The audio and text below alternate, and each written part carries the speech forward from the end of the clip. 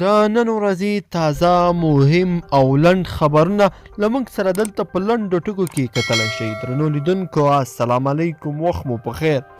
کورونا روغتیا وزارت هرات او فراه ولایت کې د کورونا وایروس د 13 نورو مثبتو پیښو ثبتېدو خبر ورکړ.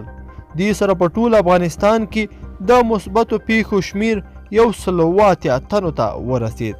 د مالی وزارت د ولسمشر غني د تازه حکم له مخې عبدالهادي ارغندیوال د مالی وزارت نومان او سرپرست وزیر ټاکل شوی دی.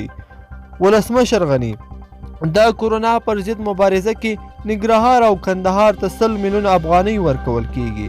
ولسمشر غني د اقتصاد په عالی شورا کې امر کړی چې ننګرهار او کندهار ته د 100 میلیون افغانۍ د کورونا پر ضد د مبارزې لپاره واستول شي.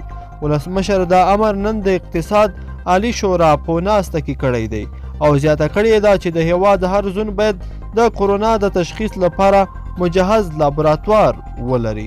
طالبان د طالب بندیانو د خلاصون پروسې تخنیکی ټیم نن کابل ته راورسید.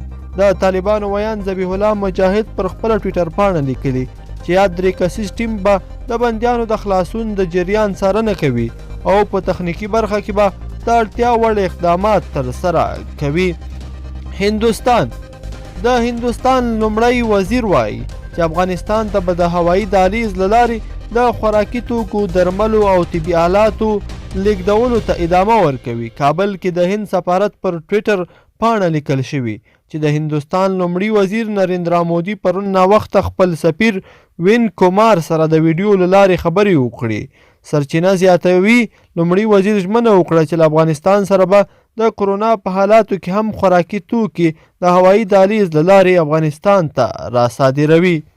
ناټو او امریکا او ناټو په افغانستان کې د یو ټول شموله حکومت غوښتونکي دي. د امریکا د بهرنیو چارو وزیر مایک پمپیو د ناټو سرمنشي ینس ټولټنبرګ سره په ټلیفوني خبرو کې ویلي چې په افغانستان کې د یو ټول شموله حکومت رامنځته کول په دغه هیواد کې د سیاسي حل یوازینۍ لاره ده. درنو لیدونکو په دې هیله چې دا ویډیو به مو راسره تر پایه پورې کتلی وي. که مو دغه خبري ټول کې خوښ شوي ویډیو لایک کړئ او زموږ چینل هم سبسکرایب کړئ.